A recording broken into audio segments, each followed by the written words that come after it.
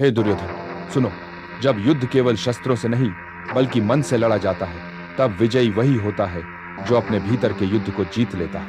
देखो, शत्रु को परास्त करने के दो मार्ग होते हैं। एक बाहरी, जो धनुष, तलवार और रथ से लड़ा जाता है, और दूसरा आंतरिक, जो विचार, संयम और नीति से लड़ा जाता है। शस्त्र केवल शरीर को घायल करते हैं, परंतु बुद्धि से लड़ा गया युद्ध आत्मा को बांध देता है। हे दुर्योधन, यदि शत्रु के पास हजारों अस्त्र हों, तब भी वह परास्त हो सकता है जब उसके भीतर का संतुलन टूट जाए। जो योद्धा अपने क्रोध को नियंत्रित नहीं कर पाता, जो अपनी इच्छा का दास बन जाता है, वही सबसे पहले पराजित होता है। इसलिए यदि तू शत्रु को बिना शस्त्र के हराना चाहता है, तो उसकी बुद्धि को विचलित कर, उसके मन को असंतुलित कर, उसकी धारणा को तोड़ दे। महाभारत में भी यही हुआ। अर्जुन के तीरों से पहले कृष्ण ने कौरवों की एकता को भंग कर दिया था। उन्होंने युद्ध के पहले ही मनोवैज्ञानिक रणभूमि रच दी थी।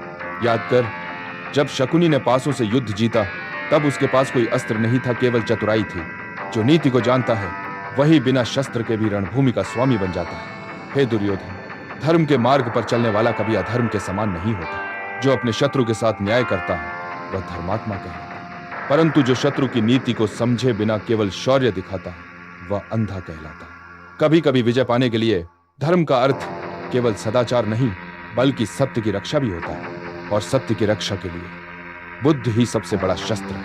अब सुन, हे दुर्योधन, शत्रु को बिना शस्त्र के हराने के 5 उपाय हैं।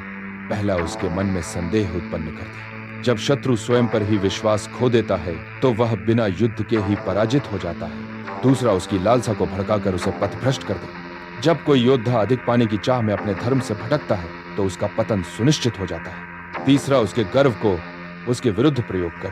जो स्वयं को अजेय मानता है, वह अपने ही गर्व में गिर जाता है। चौथा, उसकी संगति को तोड़ दे। जब शत्रु अकेला रह जाता है, तब उसके मन का भय उसे हराता है। और पांचवां, उसके सदाचार को उसके विरुद्ध मोड़ दे। जब कोई अत्यधिक ईमानदार होता है, तो वह नीति के खेल को समझ नहीं पाता। हे दुर्योधन, ईमानदारी तभी तक पुण्य है जब तक वह धर्म की रक्षा करे। पर जब वही ईमानदारी तुम्हें सत्य के शत्रुओं के सामने निर्बल बना दे, तब वह एक जाल बन जाती है। जो केवल नियमों में बंधा है, वह कभी नीति के पथ पर नहीं चल सकता। इसलिए जो लोग मैं ईमानदार हूं कहते हुए अवसर खो देते हैं, वे दरअसल युद्ध से पहले ही पराजित हो चुके होते हैं। क्योंकि धर्म ईमानदारी में नहीं, धर्म बुद्धि में बसता है। मैंने अपने जीवन में यह सीखा है, हे दुर्योधन, कि जो अपने कर्म को धर्म से जोड़ता है, वह कभी हारता नहीं। पर जो अपने अहंकार को धर्म मान लेता है, उसकी हार निश्चित होती है। अर्जुन ने भी युद्ध में जीत इसलिए नहीं पाई कि वह श्रेष्ठ धनुर्धर था। उसने जीता क्योंकि उसने अपना अस्त्र कृष्ण के मार्गदर्शन में चलाया। वह जानता था कि हर बाण से पहले मन का निशाना सही होना चाहिए। शत्रु को बिना शस्त्र के हराने का यही रहस्य है। उसके मन को पराजित कर दो। अगर उसका आत्मविश्वास टूट गया, तो उसका बाण लक्ष्य नहीं भेद पाएगा। अगर उसका हृदय भय से भर गया, तो उसकी तलवार हाथ में कांप जाएगी। और यदि उसे अपने धर्म पर संशय हो गया, तो वह स्वयं ही अपने अस्त्र त्याग देगा।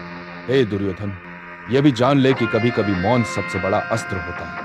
जब तू अपने शत्रु के प्रश्नों का उत्तर नहीं देता, तो उसका मन अस्थिर होता है। जब तू अपनी योजना को रहस्य रखता है, तो उसकी बुद्धि व्यर्थ की कल्पनाओं में उलझ जाती है। इस प्रकार बिना शस्त्र के, बिना रक्त बहाए तू उसका मन जला सकता है। पर याद रख, ये नीति केवल उन पर लागू होती है जो अधर्म के पथ पर है। धर्मात्मा के विरुद्ध ऐसी चाल चलना स्वयं पाप है। अतः बुद्धि और नीति का प्रयोग तभी कर जब तेरा उद्देश्य धर्म की रक्षा हो, क्योंकि धर्म के बिना जीत भी पराजय के समान होती है। मैं कर्ण, जिसने अपने जीवन में सदा ईमानदारी को निभाया, जानता हूं कि केवल सत्य से संसार नहीं चलता।